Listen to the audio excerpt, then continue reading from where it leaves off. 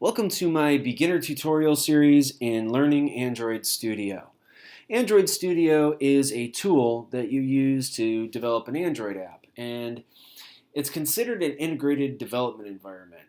That's usually abbreviated IDE, and that simply means that it contains a text editor, for example, that is used to write your Java code. It contains debugging tools to help you fix problems when they occur, and it also contains tools for helping to run your app, such as an emulator. In this particular video, I'm going to focus on three things. First, we're going to show how to set up an Android Studio project and get started.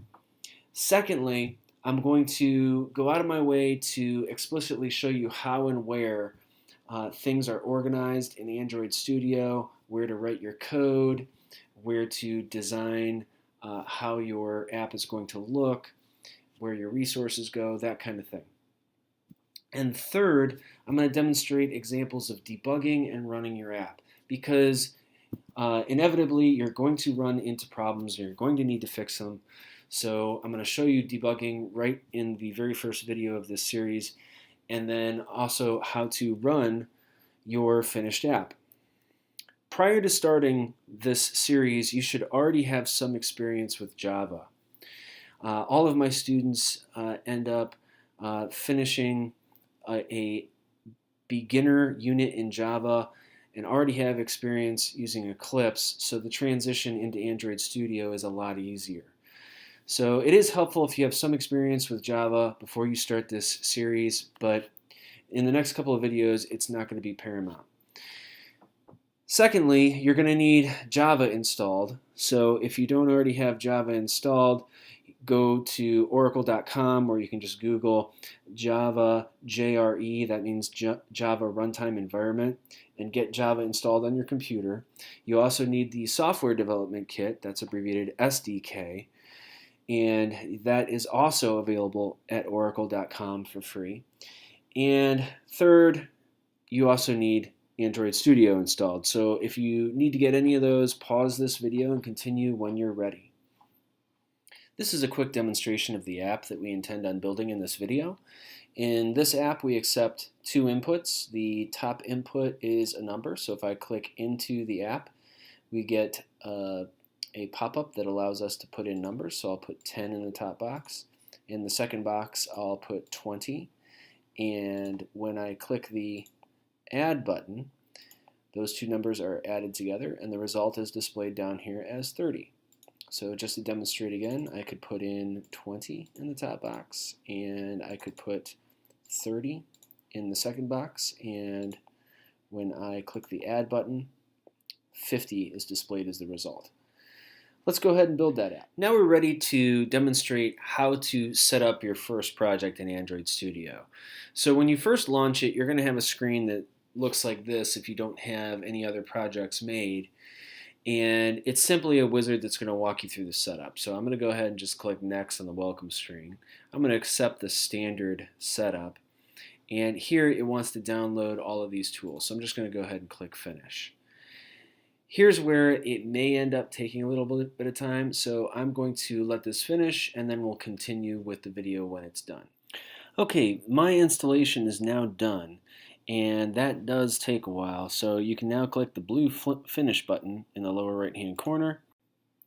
To begin, we're going to click Start a New Android Studio Project, and the first screen is going to ask, what do you want to name your application? So we're going to name this one My First App, and the name doesn't really matter a whole lot right now. Some places where this is going to be used is, for instance, in the action bar, you'll see that displayed, which is at the top of your app. The other place that you're going to see this being used is, for instance, in the package name where your files are going to be created. So let's talk about that next. The company domain name is used for when you actually publish your app so that your files are in a different package from other files. So right now it's not super important, but they're going to begin organizing your code into these folders in reverse domain notation. So we're going to take a web address and flip it around. So a lot of my students ask, what should I put? Because we're students, we don't work for a company. Well, if you're a student, just take your student email and flip it backwards. So as an example, I'm going to put org.mentorschools.butterfield, and that's going to be the folder that is going to contain my Java code. So this is the package name that it's previewing here for my first app. And notice how package names are all lowercase. That's a standard thing. And they take out the spaces in the name as well. Down here is where your project is actually going to be saved on disk. So this is where mine is being saved. We can now just click Next. On the next screen, this is where we're going to select what type of app we're going to create. We're going to create a phone or tablet app. And we get to select the oldest version of Android that can run this particular app. Now, this app is so simple, it's not going to really matter that much.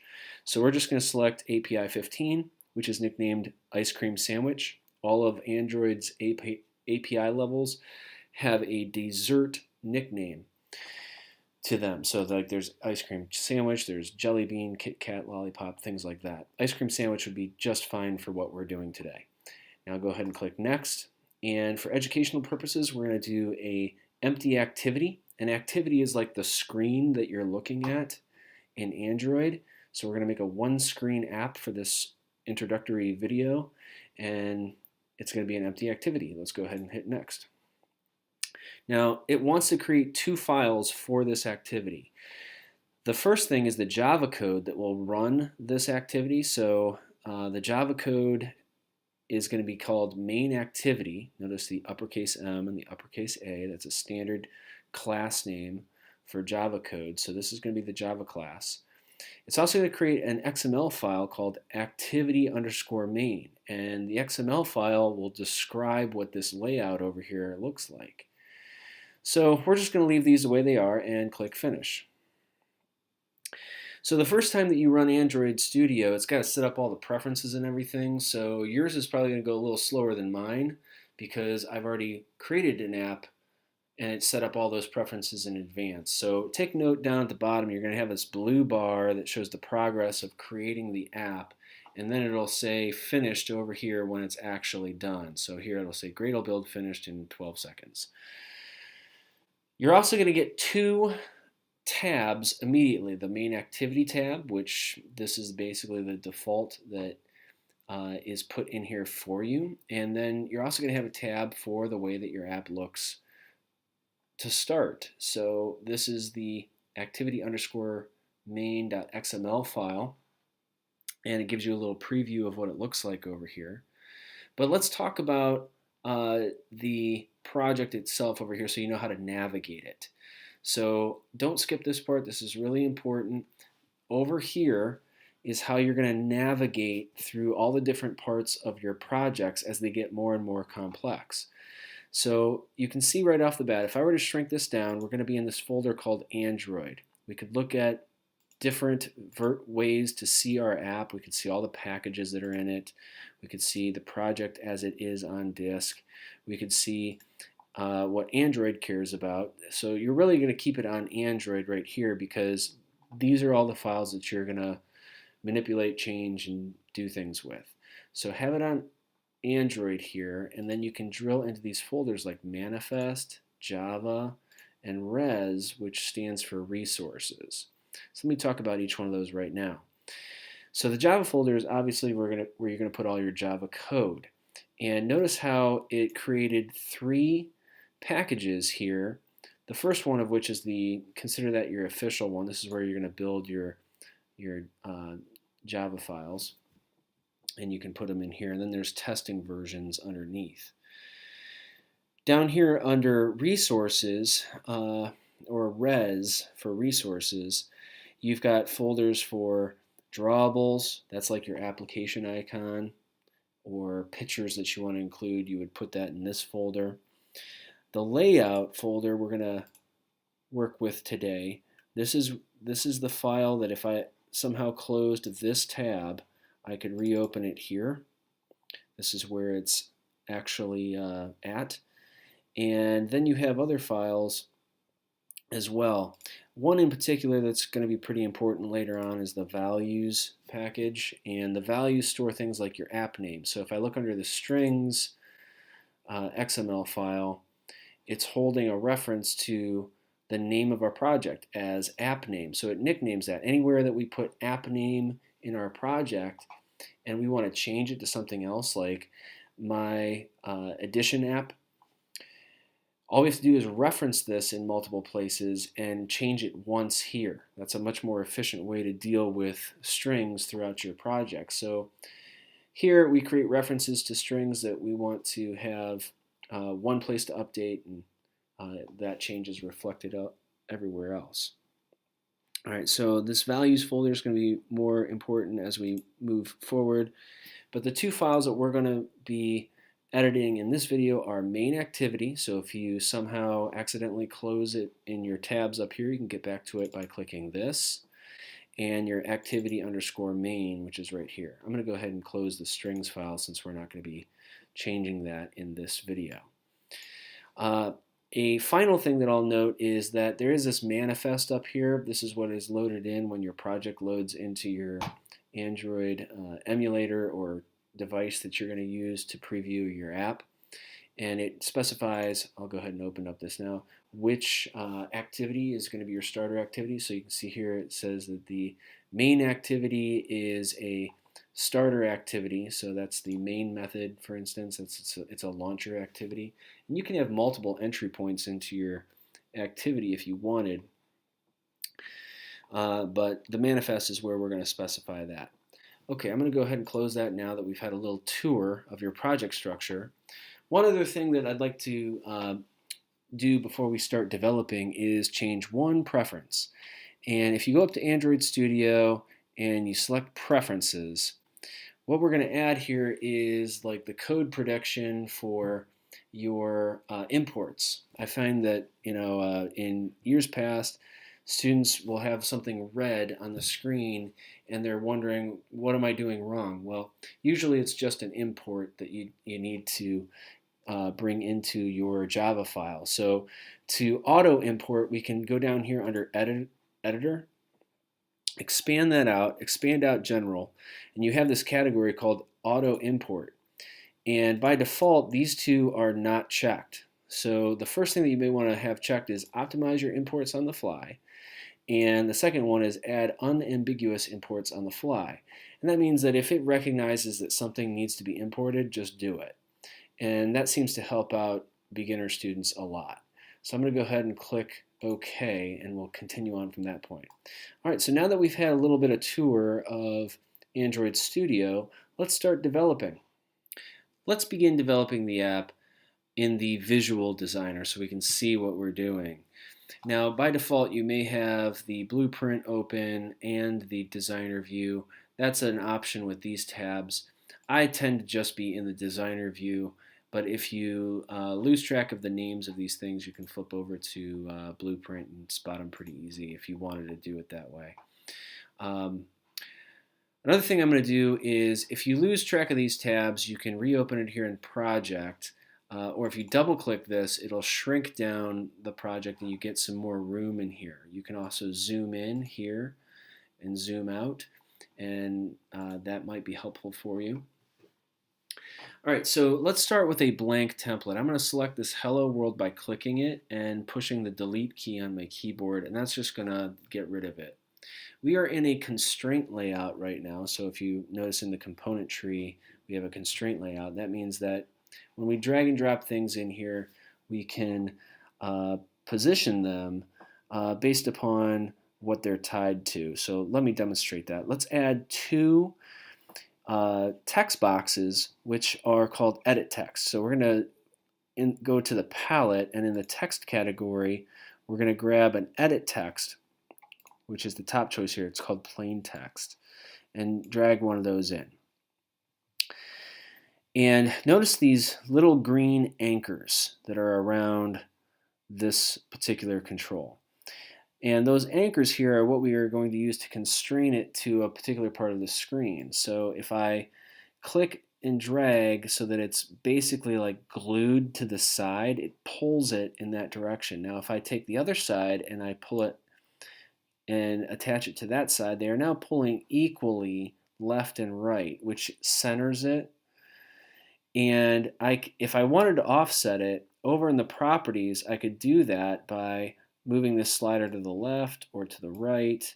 And here you can see the degree of offset that it has. I'm going to put it back into the center at 50. And I'm going to give a name to this one. Actually, let me tie this one to the top as well. So I'm going to tie that to the top right now. And I'm going to rename this one first num edit text. Now, I like to put the type of control here at the end of the name. And the reason why I like to do that is because when I flip over into the Java code, it's a reminder of what type of object it's going to be. So I'm going to go ahead and push enter on my keyboard, and that accepts that change right there.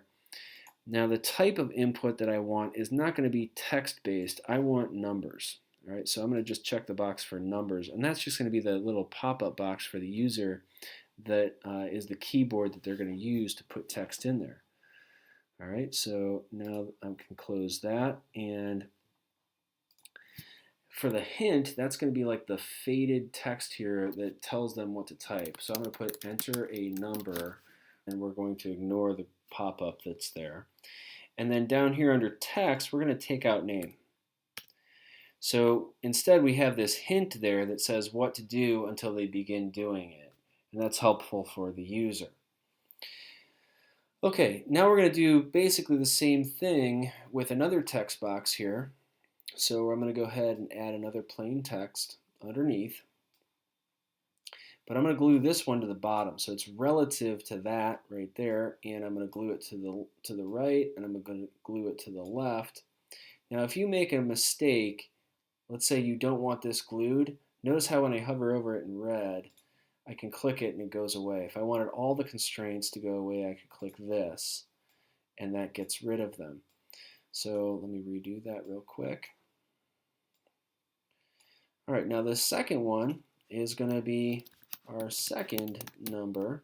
So I'm going to call it second num, and it's an edit text. So I'm going to remind myself that it's an edit text object over in the Java code by adding that to the end of it.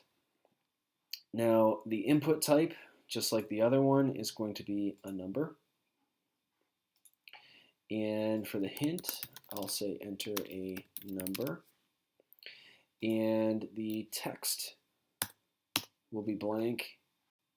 Now let's add a button to this app. So let's go to the all category in our palette, and the button option is the second one down. So I'm going to go ahead and drag that in. And let's go ahead and anchor it to the bottom of the second control. But what you can do here is you can actually offset the anchor a little bit so it's not right up against it by dragging it. So I'm going to click, hold, and drag. And here you can see I've got a distance of 60 between the second input and this button. To center it horizontally, I'm going to anchor it to both sides as well. I'm also going to change the text of this to add, and lastly the ID I'm going to make add button, but I'm going to abbreviate button BTN. Okay, so now I'm going to add a text view underneath, and I'm going to drag that into the activity, glue it to the bottom of the button. I'm also going to glue it to the bottom of the activity, which is going to center it vertically between this button and the bottom, and horizontally center it as well. This text view is going to be displaying the result. So I'm going to name the ID of it result text view, and I'm going to make the text appearance. So the appearance of the text is going to be really big. So I'm going to make it, instead of 14 SP by default, I'm going to make it 48 SP, which stands for screen independent pixels. So that's just a size that is compatible with all devices. Now the text of it, let's just put result in here as a placeholder. so you can see how it's going to look. And we can actually push play right now. And if you don't have a device set up, all you have to do is click the Create New Virtual Device button down here. I already have a 5 as an example, so I'll walk through this one. A Nexus 5, select this, click Next, and then if you see download here, you'll have to download it, and then click the Next button. Here's where you can nickname your Android virtual device, which is abbreviated AVD, to be anything you want. You can set up the default orientation to be portrait or landscape and do those kind of things. You can even change the memory that it consumes under advanced and then click finish. I'm going to cancel out of this because that could take a while. So if you don't have one set up, you would want to pause the video here and create one. All right, so now I'm going to go ahead and click OK and just see how this looks. It won't do anything at this point, but it will show me if it looks okay. So we'll go ahead and do that. Notice down here is the progress bar of your virtual device. Here it is. Now this could take some time if it's the first time that you've loaded, because it also has to set up preferences, just like Android Studio had to do when you first created your Android Studio project. So be patient. And that's the way that we want it to look. So now let's go ahead and develop the code behind. Okay, let's start programming in Java. And to do so, we're going to go to our main activity.java file right here. If you've closed that tab, let me pretend like that's closed, go to your project, open up your Java folder, and open up your first package and click main activity, and that will open it again for you. Okay, we're going to go inside the onCreate method. So the onCreate method goes from this curly brace to that curly brace. So go to the end of the statement that says set content view and add yourself a couple of extra spaces, and we're going to be putting in our code right here. Now what we're going to try to do is we're going to reference the controls that are in this file on the activity_main layout file, and we're going to start with this add button. So this add button, if I select it, we gave it an ID called add button, add btn. To reference it, we need to create an object of a button type. So we are going to create a variable that is a button, and I like to name them the same thing they are in the other file. So to me, consistency helps me remember what it is going to reference. And we're going to assign it the value of something we're going to search for, and that search is going to give back a result. And that result we want to be of the type button. So we're going to cast this result that I'm about to finish here as a button result. So anytime that you want to find something that's in these layout files, you're going to end up using a method called findViewById. So you end up using this method a lot. And if you want to search through your resources for stuff such as your strings or a control by a certain ID, you start with the letter R. R is your resource object. So R dot ID is going to search through your resources for an ID, and when you put another separator, another dot, here's all the IDs that we can find or locate. So the first one that we're trying to find is the add button. So if I start typing A, it's going to pop up here in the IntelliSense that there's an add button. That's what I want. So I'm going to hit tab to autocomplete, and it should fill in with purple. So really all we have to do is add a semicolon to the end to complete the statement. So once again, this full line is creating a variable within the onCreate method that's a type of button, and we're nicknaming it add button. Then we're using this findViewById to search through our resources for an ID called an add button. That's going to give us a result, and we're going to cast it as a button to store it as a reference called add button within this method. So that's what that whole statement's going to do. Now, next up, what we're going to do is we're going to assign an on-click listener. What that means is, as the app is running, I want it to remember that anytime that the button is clicked, do this thing. So to do that, we have to say add button. Now it knows what add button is. It's a reference to that thing called add button on the other file, on the layout file. And I can set an on-click listener. So notice how this is beginning to pop up, and it's case sensitive, set on-click listener. It's this option right here. So when I hit enter, it's going to auto-complete that, and we want to create a new on-click listener. Now, as I begin to type on-click, it's the first option, and if I auto-complete this, it's going to set up the rest of it. So this is going to be creating an on-click event, and all of our code needs to go in between the curly braces for the on-click event. Okay, so in here, we want anytime that that button is clicked to get the two things, the two numbers from this box and this box, calculate the result, and then put it and display it down here. So how do we do that? Well, the first two things are edit texts. All right, so let's call it num1, and num1 is going to refer to, and actually to be consistent, I should call it first num edit text. And that is going to find an edit text by its ID. So we're going to look through those resources for an ID called first num edit text. And here I'm auto-completing by hitting tab a lot. And we need to do the same thing for the second num edit text. So we're doing the exact same thing here. We're searching for the resources for an ID that matches second num edit text.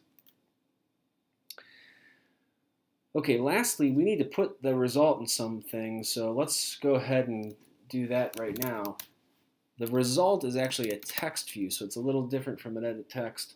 This one is only going to display text, and we named it result text view. So just like the edit text, we're going to take a text view object and find it by its resource ID called result text view. All right, now to calculate the result, all we have to do is get the integer values that are in those text views. So I'm going to call the first one num1, and to convert what is in there, we're going to have to parse it because it's a string, and we want to convert the string into a number. So I'm going to type integer.parseInt, and I'm going to get what is in that input box called first num edit text. I can get the text out of it like this, but then that text has to be converted to a string because that's what the method parseInt wants. Now I want to do that exact same thing, so I'm going to copy and paste this line of code for the second num edit text. So I'm just going to change this to second num edit text, and I'm going to call it num2 instead of num1. Now, for readability's sake, I'm going to create a third variable called result, and that holds the value of num1 plus num2. Now I want to output it. So how do I output it? Well, I am going to request that results text view sets its text to result. Now, result is an integer, so the fastest way to convert it to a string is just to concatenate on a empty string right there like that. So now let's push play and see if it works.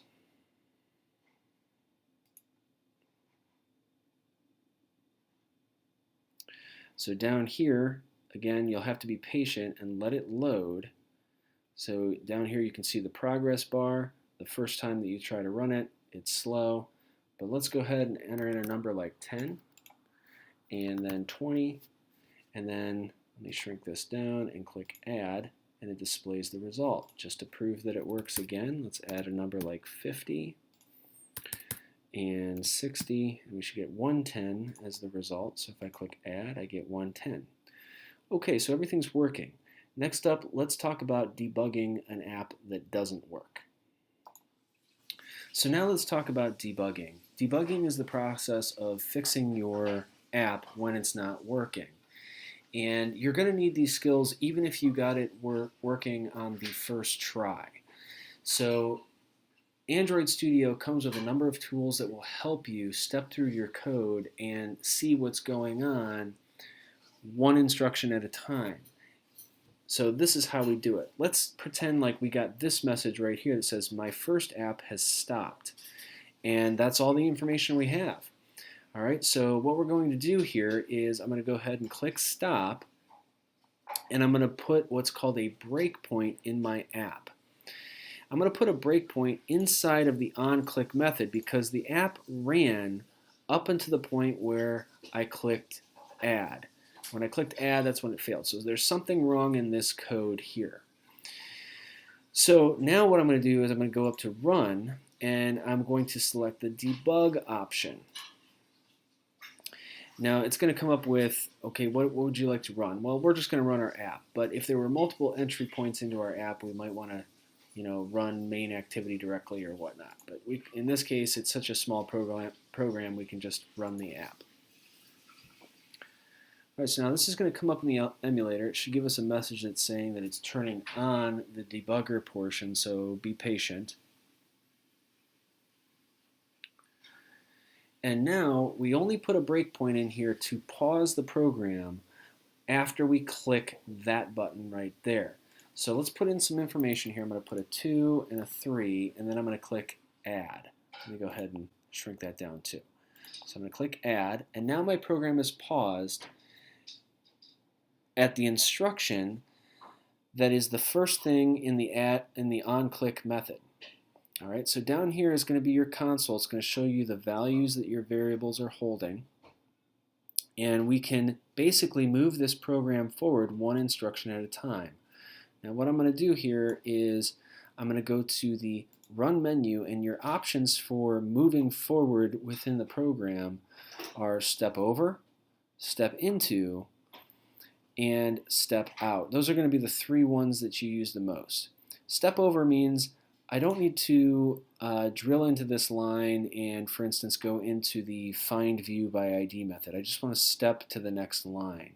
In other words, execute that line and move on. I also would suggest that you just memorize that Step Over is F8, Step Into is F7, Step Out is Shift F8.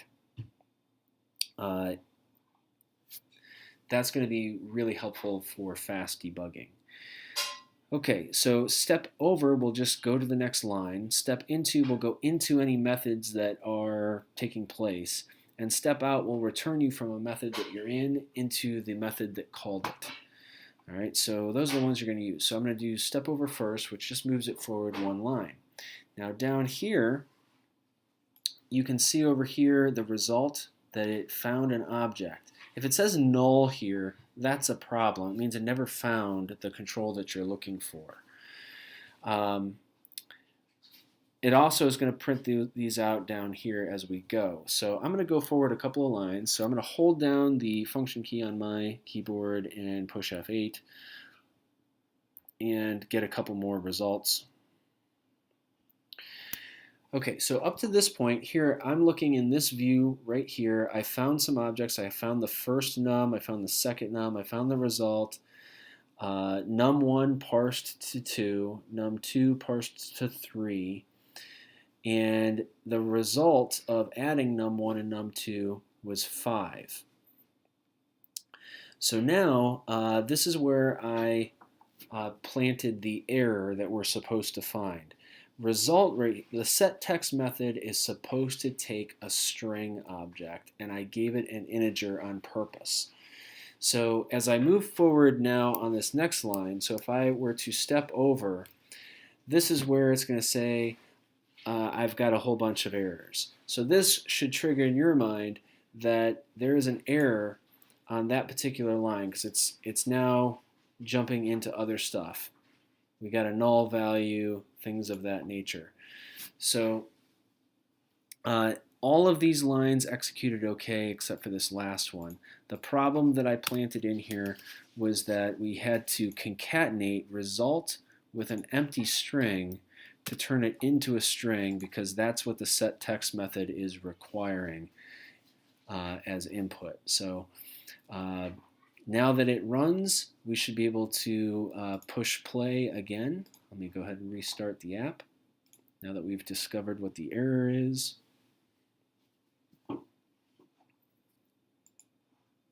Click OK.